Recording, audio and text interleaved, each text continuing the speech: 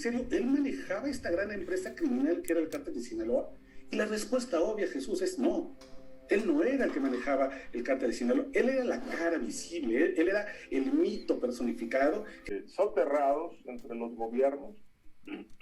Te diría, por ejemplo, Estados Unidos es un país que necesita droga para aliviar las tensiones de millones de consumidores.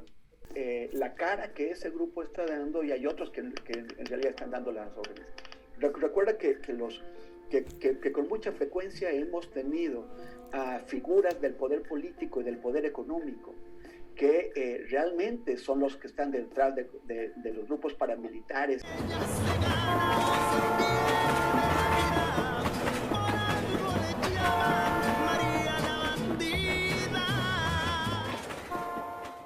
¿Qué tal, amigos? Bienvenidos a su canal. Yo soy Pamela Ceballos y esto es La Bandida, y el día de hoy te quiero invitar a que te suscribas y por supuesto también que actives la campanita de notificaciones para que no te pierdas ninguno de mis videos. Y bueno, vamos a estar platicando acerca de lo que está sucediendo en los temas de la delincuencia organizada. Se han realizado diferentes investigaciones donde, bueno, sale a la luz el perfil real de quienes están al frente de estas organizaciones, de quienes dirigen, y que en realidad no se han visto la cara por muchísimos años. Nosotros siempre hemos visto a los delincuentes que prácticamente los gobernantes o los que dirigen nos han querido presentar, porque en realidad muchas veces hasta creemos que es un mito, ¿no? Nos presumen tanto al líder de tal grupo, que a Guzmán, que a don Ismael, y a final de cuentas son prácticamente leyendas o mitos o secretos a voces, porque son pocas las personas que en realidad han tenido un contacto con ellos,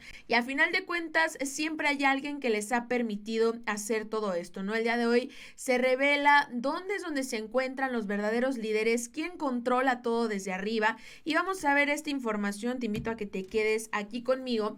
Todo comienza, bueno, ahora que Guzmán revela, bueno, sus abogados, que podría salir en libertad muy pronto, más pronto de lo que nosotros pensamos, y que ahora con todo el tema de la nueva audiencia para la sentencia de Emma Coronel, podría incluso dejarnos una sorpresa bastante grande, con que ni siquiera pase 10 años dentro de prisión. Y bueno, todo esto, ¿a dónde nos lleva? Pues bueno, justamente hace un tiempo nos damos cuenta de que de buenas a primeras desaparece un caso de la base de datos de Estados Unidos. Era nada más y nada menos que Dámaso López, alias el licenciado.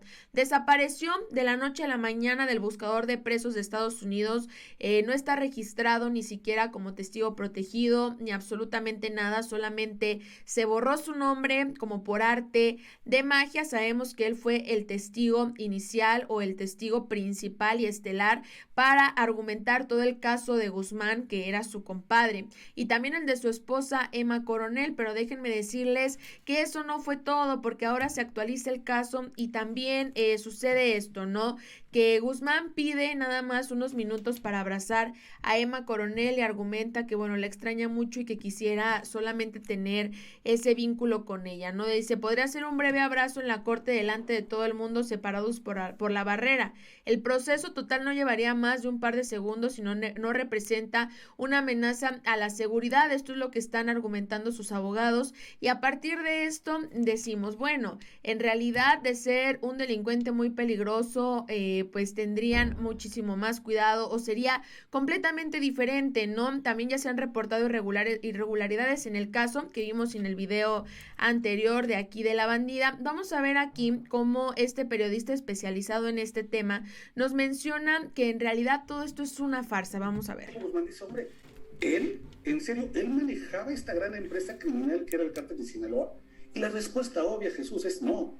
Él no era el que manejaba el cártel de Sinaloa, él era la cara visible, él era el mito personificado que servía muy bien para justificar muchas leyendas que hoy contamos incluso los periodistas como si fueran historias propias. La realidad es que detrás de los cárteles está la iniciativa privada, están los bancos, están los fondos de inversión, están las empresas inmobiliarias, las empresas turísticas. Los grandes ganadores de que existan los cárteles de las drogas son quienes lavan el dinero de esos negocios ilícitos, y son empresas legalmente constituidas. Los verdaderos dueños de los hilos del cártel de Sinaloa y del cártel Jalisco y del cártel de quien tú quieras son empresarios de cuello blanco que van a comer a Polanco y que se sientan en los mejores restaurantes y que salen las revistas de sociales y que se los ponen como los grandes ejemplos de éxito de vida, muchos de ellos, la gran mayoría, para llegar a esos niveles de fortuna, tuvieron que ensuciarse y tuvieron que hacerse de la vista gorda o saber con mucha premeditación que ese dinero era sucio y que venía principalmente del sufrimiento humano. Así que cuando hablamos del cártel de Sinaloa, hablamos de empresa transnacional criminal, pero también estamos hablando de una serie de empresarios, principalmente con especial dedicatoria en hotelería, en empresas de construcción, en empresas agricultoras, en mineras, que están lavando el dinero y a los cuales les conviene de manera decidida en sus bolsillos que el cártel de Sinaloa no solamente exista, sino que crezca y se coma a los demás cárteles para poder seguir sacando dinero. Insisto. Y bueno, aquí está lo que él menciona y es por eso que hace ya más de un año se dio el caso de un empresario, Felipe Tomé, que a final de cuentas terminó tener nexos con todo mundo. Primero con la delincuencia organizada, con los hermanos Briviesca, con Felipe Calderón, ser dueño de muchísimas empresas del tema inmobiliario, también de agencias de viajes, justamente como él menciona, y son esos personajes quienes manejan todo, porque no, sin ellos no sería posible que estos grupos delictivos dispongan de dinero, el que el gobierno salga beneficiado también con los pagos de impuestos y demás, las empresas factureras y todo este tema. Y la realidad es que, como él lo menciona y como se los dije anteriormente, son solo mitos que son creados para nosotros. Muchas veces muchos los ven como ídolos, muchos los ven como los peores delincuentes, pero a final de cuentas creo que los peores delincuentes son los que vivieron por muchos años en Los Pinos, son los que habitaron esa casa, son los que mantuvieron el control y las relaciones diplomáticas con otros países, con otros diplomáticos internacionales, y que a final de cuentas ellos tienen el control, ¿no? Recordemos también cómo ya se había dado a conocer esta parte de que Estados Unidos tenía el control prácticamente sobre todos los países, pero también sobre la delincuencia organizada, porque ellos, siendo un país que mantiene legales todas las sustancias ilícitas que, bueno, son ilícitas aquí en nuestro país, para ellos, ¿qué es lo que sucede? Pues a ellos no les conviene, ¿verdad?, que se detenga la venta de sustancias, el paso de sustancias a Estados Unidos, ni mucho menos el de equipo táctico a México y a los países de Latinoamérica, porque ese es el negocio que los hace fuertes y siempre los ha hecho fuertes. Vamos a escucharlo. Paralelo, pero ligado al poder político, ¿no?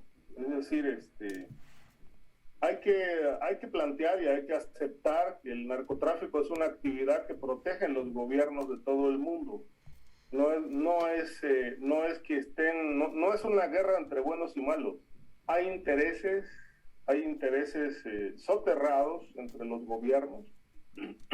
Te diría, por ejemplo, Estados Unidos es un país que necesita droga para aliviar las tensiones de millones de consumidores, y que no pueden cerrar la puerta al flujo de droga porque se les generaría un verdadero problema no solamente de salud pública, sino de inseguridad, de caos.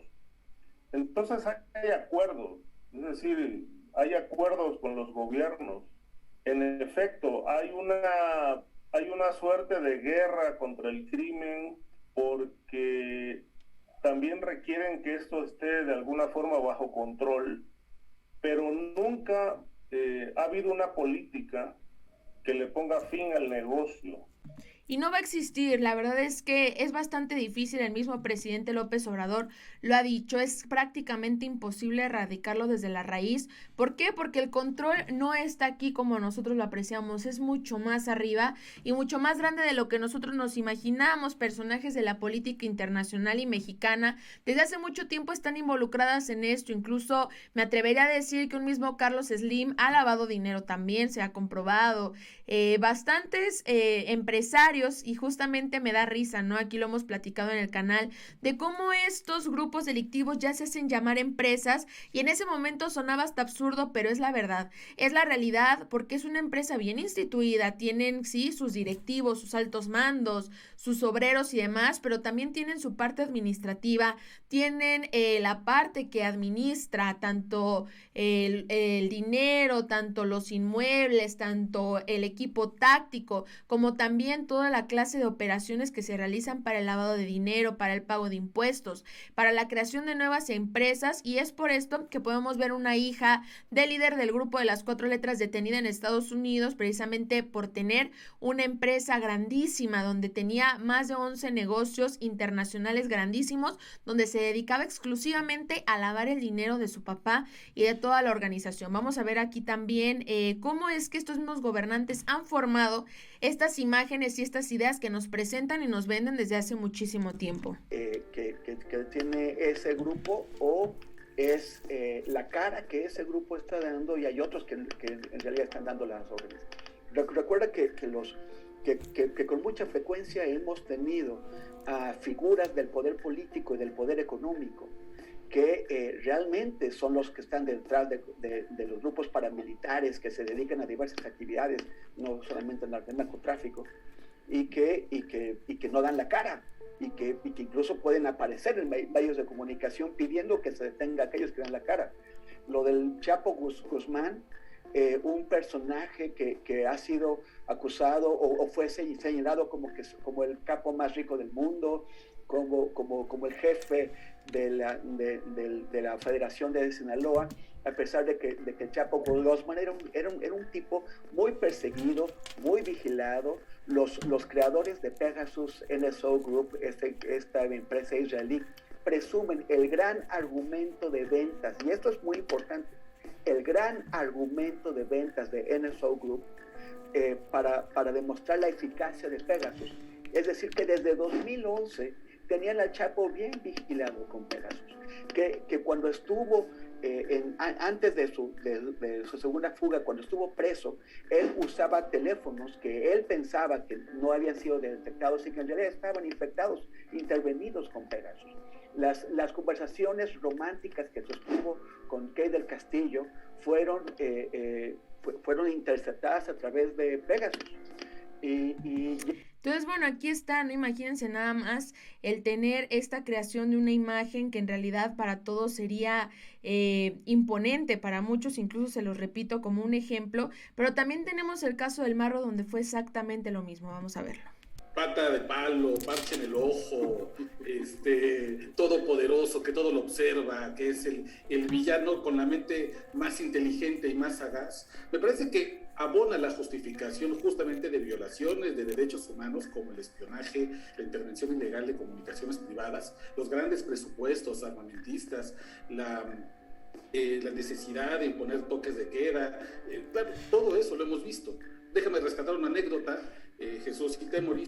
Él ahí lo que él menciona es muy importante. ¿Por qué? Porque en realidad el Marro es un claro ejemplo, era una persona que no sabía ni siquiera escribir, que nunca fue ni siquiera a la primaria, y él se dirigía con todos sus socios, por así llamarlos, por notas de voz por WhatsApp, porque él no podía ni siquiera leer un mensaje, no podía firmar un documento, y a final de cuentas fue mostrado ante el público como una mente maestra, como lo que él menciona ahí, cuando era completamente falso. Mismo caso que ha sucedido con la mayoría de los líderes delictivos. Entonces, bueno, aquí está quienes están al frente de estas organizaciones y cómo nos han mentido desde hace muchísimo tiempo. Así que, bueno, te invito a que me dejes aquí en los comentarios lo que sé que opines, que me ayudes dejando tu like y compartiendo este video. Yo soy Pamela Ceballos y nos vemos hasta la próxima.